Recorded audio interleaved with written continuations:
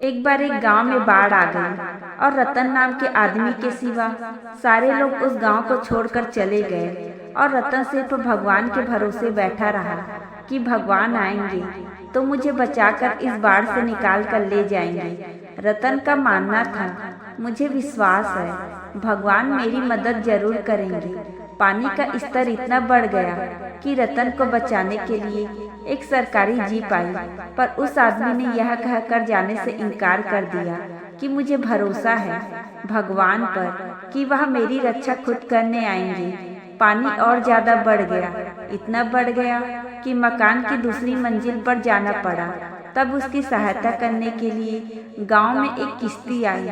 उस आदमी ने उसके साथ भी जाने से मना कर दिया और कहने लगा, भगवान मेरी रक्षा करने खुद आएंगे। वो आदमी अपने मकान की छत पर चला गया और वहां पर फिर तीसरी बार उसकी मदद करने के लिए हेलीकॉप्टर आया, लेकिन उस आदमी ने अपनी वही बात फिर दोहराई, मुझे विश्वास है मेरा भगवान मुझे बचाने जरूर आएगा।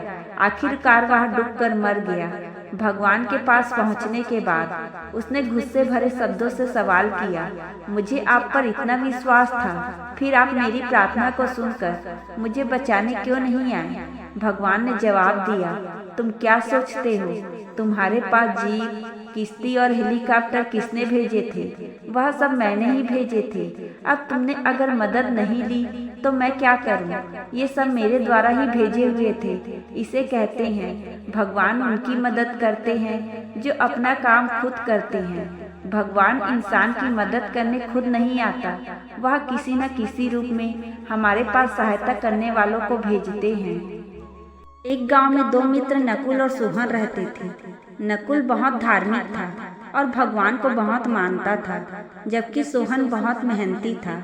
एक बार दोनों ने मिलकर 1 बीघा जमीन खरीदी। सोहन तो खेत में बहुत मेहनत करता, लेकिन नकुल कुछ काम नहीं करता, बल्कि मंदिर में जाकर भगवान से अच्छी फसल के लिए प्रार्थना करता। इसी तरह समय बीतता गया। कुछ समय बाद खेत की फसल पककर तैयार हो गई, जिसको दोनों ने बाजार ले जाकर बेच दिया और उनको अच्छा पैसा मिला। घर आकर सोहन ने नकुल को कहा कि इस धन का ज्यादा हिस्सा मुझे मिलेगा, क्योंकि मैंने खेत में ज्यादा मेहनत की है।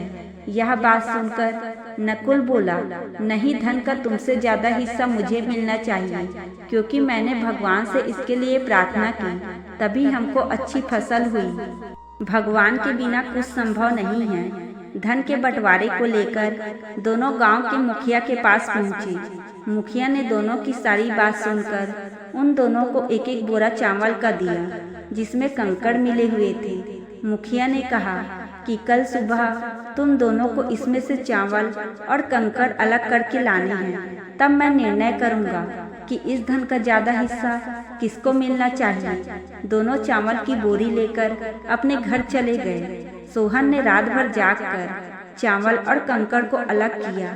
नकुल चावल की बोरी को लेकर मंदिर में गया और भगवान से इसके लिए प्रार्थना की।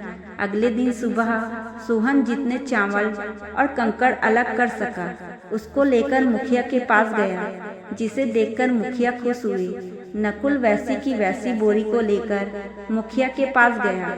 मुखिया ने नकुल को कहा कि दिखाओ तुमने कितने चावल साफ किए हैं। नकुल ने कहा कि मुझे भगवान पर पूरा भरोसा है, चावल साफ हो गए होंगे। तब बोरी को खोला गया तो चावल और कंकड़ वैसे के वैसे ही थे। जमींदार ने नकुल को कहा कि भगवान भी तभी सहायता करते हैं जब तुम मेहनत करते हो। इसके बाद नकुल भी सोहन की तरह खेत में मेहनत करने लगा और अब की बार उनकी फसल पहले से भी अच्छी हुई।